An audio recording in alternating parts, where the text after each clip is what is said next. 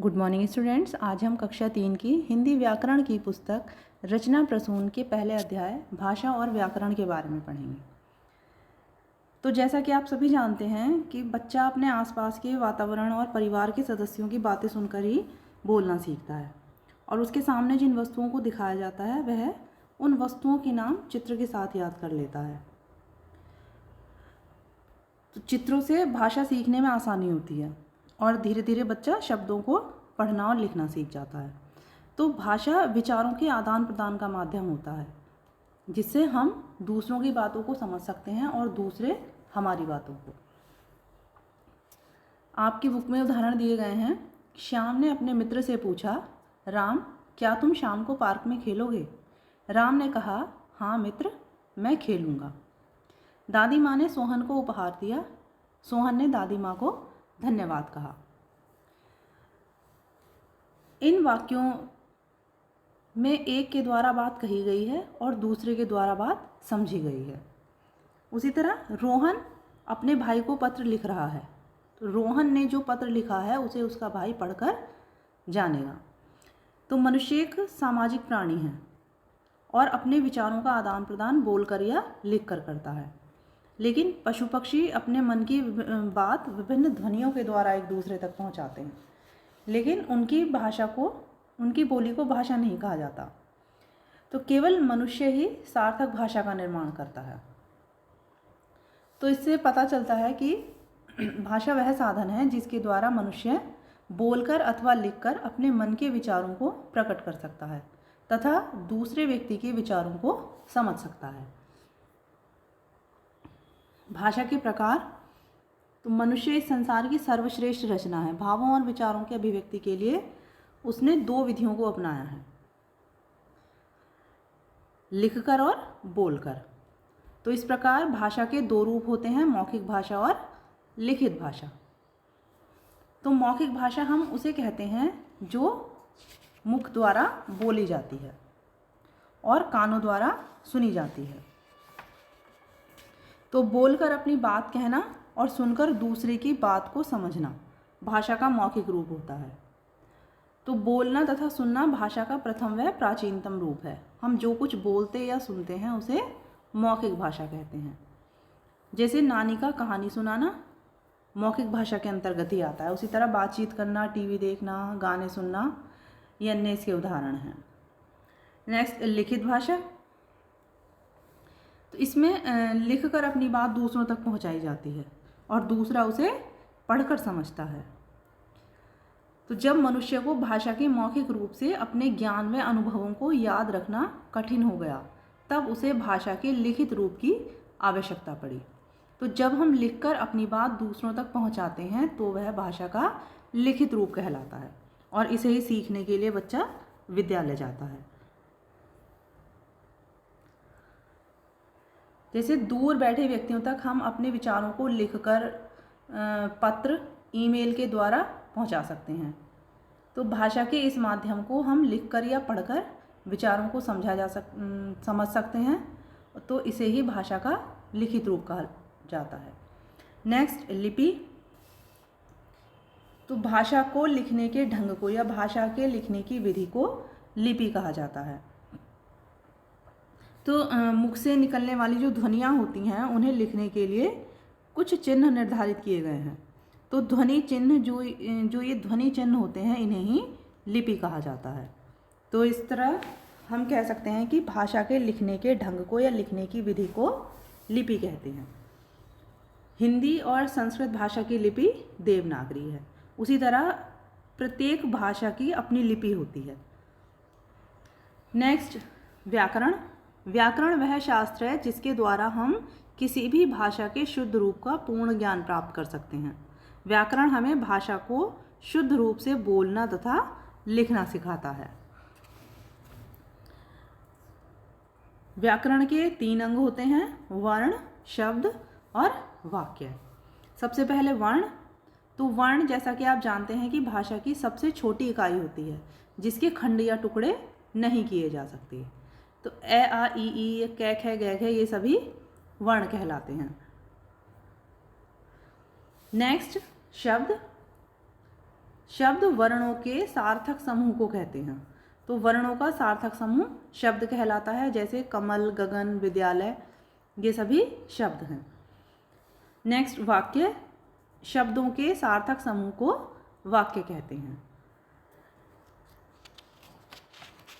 जैसे सूर्य पूर्व दिशा से निकलता है, हमें गुरुजनों का आदर करना चाहिए।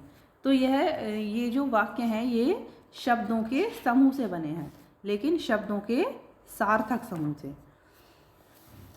नेक्स्ट, हिंदी हमारी राष्ट्रभाषा और राजभाषा है। इसे राजभाषा का गौरव 14 सितंबर सन 1949 को प्राप्त हुआ था। राष्ट्रभाषा किसी भी देश में जो भाषा सबसे अधिक लोगों द्वारा बोली जाती है और समझी जाती है, उसे उस देश की राष्ट्रभाषा कहते हैं। और मातृभाषा वह होती है जिस भाषा से बच्चा सर्वप्रथम परिचित होता है, समझता है अथवा बोलता है, वो उसकी मातृभाषा कहलाती है। जैसे हम भारत देश में रहते हैं, भारत में हम उत्तर प्रदेश में रहते हैं, तो यहाँ मुख्य रूप से हिंदी भाषा बोली जाती है, तो ये हमारी मातृभाषा है। अब ये कुछ भाषाएं हैं और उनकी लिपियां दी गई हैं। जैसे हिंदी भाषा देवनागरी लिपि में लिखी जाती है, उसी तरह अंग्रेज़ी की लिपि है रोमन, उर्दू की फ़ारसी, पंजाबी की गुरुमुखी, संस्कृत की देवनागरी, अरबी की लिपि है अरबी, रूसी की लिपि है रूसी। तो यहाँ पर ध्यान रखने योग्य बात यह है कि हिंदी हमारी राष्ट्रभाषा है और अंग्रेज़ी अंतर्राष्ट्रीय भाषा है।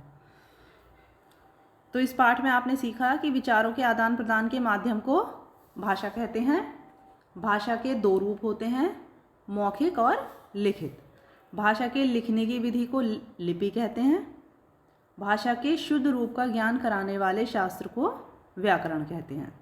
व्याकरण के 3 अंग हैं, वर्ण, शब्द और वाक्य। वर्ण भाषा की सबसे छोटी इकाई को कहते हैं, जिसके खंड या टुकड़े नहीं हो सकते। ए, आ, ई, कै, खे, गै, गे, ये सभी वर्ण होते हैं। शब्द वर्णों के सार्थक समूह को कहते हैं और वाक्य शब्दों के सार्थक समूह को कहते हैं। हिंदी को 14 सितंबर सन 1949 को राजभाषा घोषित किया गया। तो आशा करती हूँ कि आपको यह पाठ समझ में आ गया होगा। अब इस पाठ से संबंधित प्रश्नों के उत्तर। सबसे पहले मौखिक प्रश्न। मौखिक भाषा के 2 उदाहरण बताइए। तो मौखिक भाषा के 2 उदाहरण हैं, कहानी सुनाना, टीवी देखना या बातचीत करना। लिखित भाषा के 2 उदाहरण बताइए, पत्र लिखना और ईमेल। अब लिखित प्रश्न। सबसे पहले भाषा के कितने रूप हैं, प्रत्येक का नाम लिखिए। तो भाषा के 2 रूप हैं, मौखिक, लिखित। मौखिक भाषा किसे कहते हैं? हम जो कुछ बोलते या सुनते हैं उसे मौखिक भाषा कहते हैं। नेक्स्ट, लिपि क्या है? किसी भी भाषा के लिखने की विधि उसकी लिपि कहलाती है। नेक्स्ट, शब्द किसे कहते हैं? वर्णों का सार्थक समूह शब्द कहलाता है।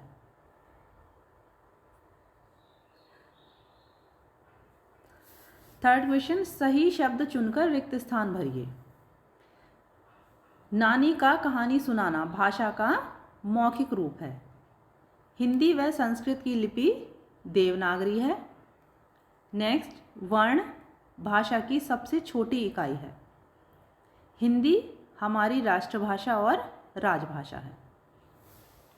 नेक्स्ट, बहुविकल्पीय प्रश्न। सही उत्तर वाले विकल्प पर सही का चिन्ह लगाइए। भाषा के रूप होते हैं 2।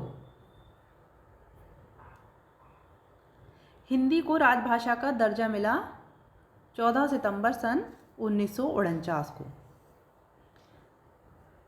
भारत की राष्ट्रभाषा है हिंदी। व्याकरण के अंग हैं वर्ण, शब्द और वाक्य। नेक्स्ट, रचनात्मक गतिविधियाँ। नीचे भाषाएं तथा लिपियाँ मिला दी गई हैं, आप उन्हें पहचानकर उनके सही स्थान पर लिखिए। तो इसमें पंजाबी भाषा की लिपि है गुरुमुखी, संस्कृत भाषा की लिपि है देवनागरी, अंग्रेज़ी भाषा की लिपि है रोमन, उर्दू भाषा की लिपि है फारसी।